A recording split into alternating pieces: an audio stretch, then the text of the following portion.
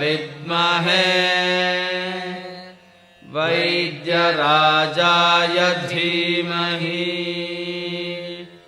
ತನ್ನೋ ಧನ್ವಂತರಿ ಪ್ರಚೋದಯಾತ್. ರಾಗಾದಿರೋಗಾನ್ ಸತತಾನುಶಕ್ತಾನ್ ಅಶೇಷಕಾಯ ಪ್ರಸ್ತುತಾನ್ ಅಶೇಷಾನ್ ಔತ್ಸುಕ್ಯ ಮೋಹ ಅರತಿದಾನ್ ಜಗಾನ್ ಯೋ ಅಪೂರ್ವ ವೈದ್ಯಾಯ ನಮೋಸ್ತು ತಸ್ಮೈ. ಇಂದು ಸ್ನಾನದ ಬಗ್ಗೆ ಯಾಜ್ಞವಲ್ಕ್ಯದಲ್ಲಿ ಏನು ಹೇಳಿದ್ದಾರೆ ಹೇಳಿ ನೋಡೋಣ. ಸ್ನಾನ ಮೂಲಕ್ರಿಯಾ ಸರ್ವಾಹ ಸ್ಮೃತಿಶ್ರುತ್ಯಾದೀನ ನೃಣಾಂ ತಸ್ಮಾತ್ ಸ್ನಾನ ನಿಷೇವೇತ ಶ್ರೀಪುಷ್ಟಿ ಆರೋಗ್ಯವರ್ಧನಂ. ಸ್ನಾನ ಹೇಳುವಂಥದ್ದು ದಿನಚರಿಯಲ್ಲಿ ವಿವರಿಸುವಂತಹ ಒಂದು ಪ್ರಮುಖವಾದ ವಿಷಯವಾಗಿದೆ. ಯಾಜ್ಞವಲ್ಕ್ಯದಲ್ಲಿ ಯಾವುದೇ ರೀತಿಯಾದಂತಹ ಧರ್ಮದಲ್ಲಿ ಹೇಳಿರುವಂತಹ ಕೆಲಸ, ಚಟುವಟಿಕೆ, ಪಠಣ ಇತ್ಯಾದಿಗಳನ್ನು ಮಾಡಬೇಕಾದ್ರೆ ಸ್ನಾನವನ್ನು ಮೊದಲು ಮಾಡಬೇಕು ಅಂತೇಳಿ ಹೇಳಿದ್ದಾರೆ.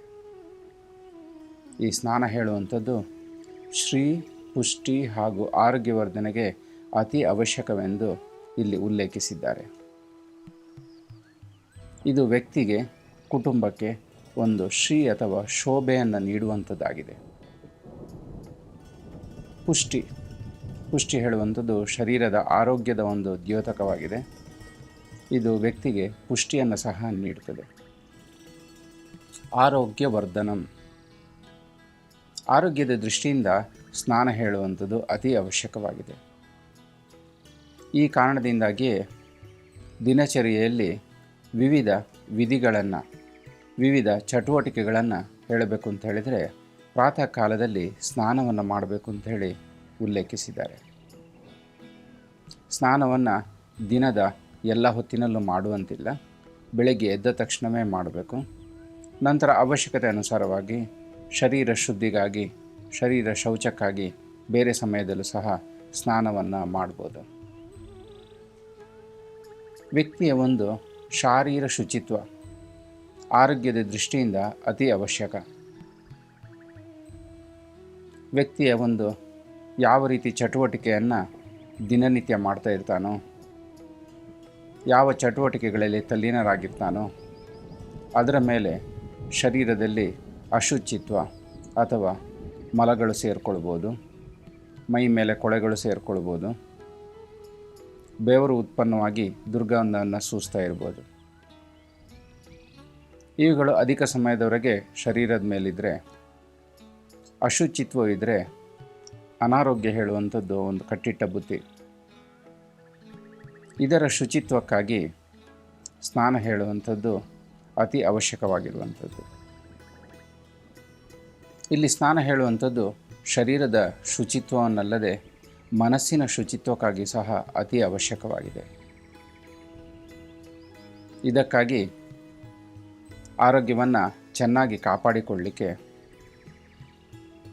ಮನಸ್ಸು ಒಳ್ಳೆಯ ಸ್ಥಿತಿಯಲ್ಲಿರಲಿಕ್ಕೆ, ಶರೀರ ಹಾಗೂ ಮನಸ್ಸಿನ ಶುಚಿತ್ವಕ್ಕಾಗಿ ಪ್ರತಿನಿತ್ಯ ಪ್ರತಿಯೊಬ್ಬರು ಅವಶ್ಯಕತೆಗನುಸಾರವಾಗಿ 1 ಸಲ, 2 ಸಲ ಅಥವಾ 3 ಸಲ ಸ್ನಾನ ಮಾಡಬೇಕಾಗಿ ಬರ್ಬೋದು.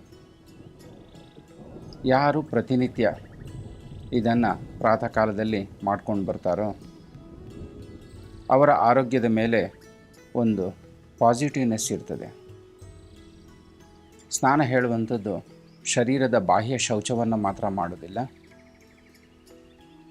ಶರೀರದಲ್ಲಿರುವಂತಹ ಅನೇಕ ಘಟಕ ದ್ರವ್ಯಗಳ ಸಮತೋಲನ ಅವಸ್ಥೆಗೆ ಇದು ಅತಿ ಅವಶ್ಯಕವಾಗಿದೆ. ಈ ಕಾರಣದಿಂದಾಗಿ ಸ್ನಾನವನ್ನು ಭಾರತೀಯ ಎಲ್ಲ ಪುರಾತನ ಗ್ರಂಥಗಳಲ್ಲಿ ಒಂದು ಪ್ರಮುಖವಾದ ದಿನನಿತ್ಯದ ಅಂಗ ಅಥವಾ ಚಟುವಟಿಕೆ ಅಂತೇಳಿ ಹೇಳಿದ್ದಾರೆ.